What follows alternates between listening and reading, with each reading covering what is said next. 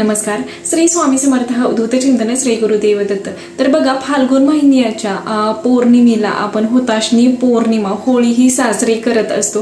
तर बघा, यंदा 2 दिवसीय पौर्णिमा आलेली आहे. म्हणजेच की 2 तारखेला सायंकाळी 5:56 ही पौर्णिमा चालू होत आहे. ती 3 तारखेला 5:08 ही पौर्णिमा संपत आहे. तर बघा, अनेकांच्या मनात खूप सारा असा संभ्रम झालेला आहे की बघा, पौर्णिमा ही होळी ही पौर्णिमेच्याच दिवशी साजरी केली जाते. म्हणजेच की पौर्णिमेच्या कालावधीमध्ये होलिका दहन केली जाते. त्याचबरोबर बघा, भद्राचं सावट असेल तरी सुद्धा होळी ही दहन केली जात नाही. तर भद्रेचं सावट कधी आलेलं आहे, त्याचबरोबर बघा होलिका कधी दहन करावी, खग्रात चंद्रग्रहण सुद्धा आलेलं आहे. त्यामुळे नेमकी तारीख कोणती असणार आहे? 2 मार्चलाच आपल्या पौर्णिमेच्या कालावधीमध्ये होलिकेचं दहन हे करायचं आहे. आणि सत्यनारायण सुद्धा आपल्याला 2 तारखेलाच करायचं आहे. कारण की बघा, पौर्णिमा ही 3 तारखेला 5:08 संपत आहे. त्यामुळे 2 तारखेलाच आपल्याला सत्यनारायण सुद्धा करायचं आहे. प्रदोष काळामध्ये अगदी आधी तुम्ही पूजा मांडणी करून ठेवली तरी सुद्धा काही हरकत नाही. आणि पौर्णिमेच्या कालावधीमध्ये जरी तुम्ही आधी पूजा मांडणी करून ठेवली आणि नंतर पोथी वाचली तरी सुद्धा काहीच हरकत नाही. त्यामुळे सत्यनारायण सुद्धा आपल्याला 2 तारखेलाच प्रदोष काळामध्ये करायचं आहे. आणि जी होळी आहे तर ते सुद्धा आपल्याला पौर्णिमेच्या कालावधीमध्ये दहन करायचं आहे होळीचं. तर होळी का साजरी केली जाते, त्याचबरोबर होळीची पौराणिक कथा तर ते आता सांगते. यंदा पौर्णिमा तिथी 2 दिवस 2 आणि 3 मार्च रोजी आहे. मात्र 3 मार्च रोजी प्रदोष काळ सुरू होण्याआधीच पौर्णिमा तिथी समाप्त होत आहे. धर्मसिंधू ग्रंथानुसार जर दोन्ही दिवशी पौर्णिमा तिथी असेल आणि पहिल्या दिवशी पौर्णिमा तिथीचा प्रदोष काळाशी संबंध येत असेल तर दुसऱ्या दिवशी नसेल, अशा वेळी पहिल्याच दिवशी भद्रामुक्त काळात होलिका दहन करावे. यंदा 2 मार्च रोजी पौर्णिमा तिथी बरोबर भद्राचाही प्रभाव आहे. मात्र शास्त्रानुसार भद्रेच्या मुखाचा त्याग करून प्रदोष काळात होलिका दहन करता येते.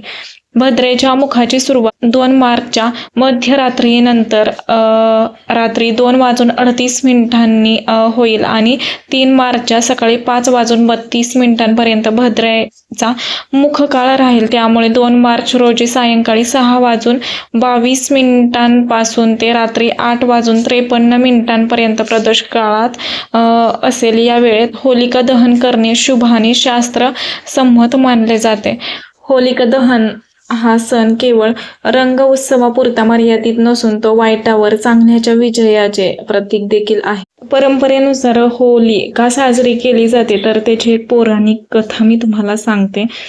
या दिवशी हिरण्यकश्यप नावाचा एक अत्यंत शक्तिशाली असुर होता. त्याने कठोर तपश्चर्या करून ब्रह्मदेवांकडून असं वरदान मिळवलं की त्याचा वध ना मनुष्य करू शकतो, ना प्राणी, ना घरात, ना बाहेर, ना दिवसा, ना रात्री आणि कोणत्याही अस्त्रशस्त्राने हे त्याचा मृत्यू होणार नाही. असं वरदान मिळाल्यानंतर तो स्वतःलाच देव मानू लागला. त्याने आपल्या राज्यात कोणालाही देवपूजा करण्यास मनाई केली होती. मात्र त्याचा पुत्र प्रल्हाद हा भगवान विष्णूंचा परमभक्त होता. प्रल्हादाला शिक्षा देण्यासाठी हिरण्यकश्यपाने आपली बहीण होलिकाला प्रल्हादाला मांडीवर घेऊन अग्नीत बसण्यास सांगितले. होलिकाला वरदान होते की ती अग्नीत जळणार नाही. मात्र त्या दिवशी तसे घडले नाही. भगवान विष्णूंनी आपल्या भक्त प्रल्हादाचे रक्षण केले आणि होलिका अग्नीत जळून भस्मसात झाली. तेव्हापासून होलिका दहनाची परंपरा ही चालू झालेली आहे.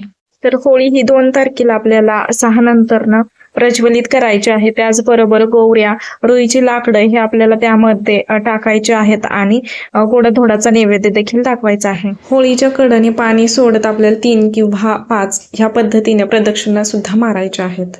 तर अशी होळीची पौराणिक कथा सांगितली गेलेली आहे. तेव्हापासून आपण होळी ही साजरी करत असतो आणि त्याचबरोबर बघा, वाईटाचं दहन करत असतो. वाईट गोष्टीची होळी व्हावी, म्हणजेच आपल्या आयुष्यातील जे त्रास आहे, दुःख आहे, आजारपण आहे तर ते दूर व्हावं यासाठी होळी ही साजरी केली जाते. तर बघा, होळीच्या दिवशी म्हणजेच हुताशनी पौर्णिमेला आपल्याला काही सेवा सुद्धा करायच्या आहेत. तर त्या कोणत्या असणार आहेत? तर बघा, आपल्याला होळीच्या दिवशी सत्यनारायण तर करायचाच आहे. बघा, पौर्णिमेचा दिवस माता लक्ष्मी भगवान विष्णूंची सेवा करण्यासाठी अत्यंत महत्वाचा दिवस मानला गेलेला आहे. आपल्या कुलदेवीची सेवा करण्यासाठी अत्यंत महत्वाचा मानला गेलेला आहे. त्याचबरोबर बघा, 2 दिवस पौर्णिमा ही आलेली आहे. त्यामुळे अगदीच की तुम्ही 2 मार्चला सुद्धा सर्व काही सेवा करू शकता प्रदोष काळामध्ये, किंवा अगदीच की 3 तारखेला सुद्धा तुम्ही ह्या सर्व काही सेवा करू शकता.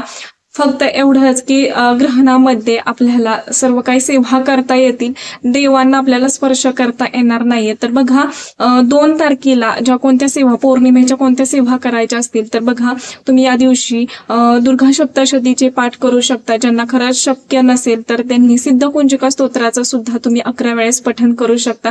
ह्यामुळे तुम्हाला दुर्गा सप्तशती पाठाचं एक पारायण केलेल्याचं पुण्यफळ भेटणार आहे. ज्यांना खरंच शक्य असेल त्यांनी दुर्गा सप्तशतीचाच पाठ करावा, पण ज्यांना काही कारणास्तव वेळच नसेल तर तुम्ही सिद्धकुंजिका स्तोत्राचं सुद्धा पठण करू शकता. त्याचबरोबर 9 मंत्र ह्याचं तुम्हाला पठण करायचं आहे. जर तुमच्या घरात श्रीयंत्र असेल तर त्यावरती सुद्धा तुम्हाला कुंकुमार्चन करायचं आहे. जरी श्रीयंत्र नसेल तर माता लक्ष्मीचा मूर्ती असेल किंवा कुलदेवीची मूर्ती असेल तर त्यावरती आपल्याला कुंकुमार्चन हे करायचं आहे. मग तुम्ही श्री सूक्त म्हणत सुद्धा कुंकुमार्चन करू शकता, किंवा माता लक्ष्मीचा कोणताही मंत्र म्हणत तुम्ही कुंकुमार्चन करू शकता. अगदीच काही नाही जमलं तरी 9 मंत्र म्हणत सुद्धा तुम्ही कुंकुमार्चन हे करू शकता. त्याचबरोबर येतं की बघा पौर्णिमा असणार आहे, त्यामुळे तुम्हाला विष्णू गायत्री मंत्र ह्याचं सुद्धा पठण करायचं आहे. मग तुम्ही 1 माळ करा किंवा 24 वेळा सुद्धा म्हणू शकता. लक्ष्मी गायत्री मंत्र ह्याचं सुद्धा तुम्हाला 24 वेळा किंवा 1 माळ करायची आहे. कुबेर मंत्र हे सुद्धा तुम्हाला 24 वेळा किंवा 1 माळ करायची आहे. तुम्हाला जेवढं शक्य होईल त्या पद्धतीनं तुम्हाला पौर्णिमेच्या, होळीच्या हे सर्व काही सेवा करायच्या आहेत. स्त्री सुक्ताचं जास्तीत जास्त पठण करायचं आहे. व्यंकटेश स्तोत्र तर ह्याचं सुद्धा आपल्याला या दिवशी पठण करायचं आहे. ज्यांना जशी सेवा करता येईल त्या पद्धतीनं तुम्ही सेवा करायची आहे. अगदीच ग्रहणाचा कालावधी जरी चालू झाला तरी सुद्धा ग्रहणामध्ये असं म्हटलं जातं, एखादं स्तोत्र मंत्र जेव्हा आपण जास्त वेळा पठण करतो किंवा त्या दरम्यान ग्रहणाच्या कालावधीमध्ये आपण जेव्हा ते पठण करतो तर तेव्हा ते सिद्ध होत असतं, ते फलित जात असतं. त्यामुळे तुम्ही ग्रहणाच्या कालावधीमध्ये सुद्धा सर्व काही सेवा करू शकता. फक्त एवढंच की आपल्याला या दरम्यान देवांना स्पर्श करायचा नाहीये. तर वाईटाचा त्याग करणारे आणि मग सर्व काही वाईट जे काही आपल्यापासून दूर व्हावं आणि चांगलं अंगीकारण्यासाठी आपल्याला होळी ही साजरी करायची आहे. तुम्हाला नक्की समजलं असेल.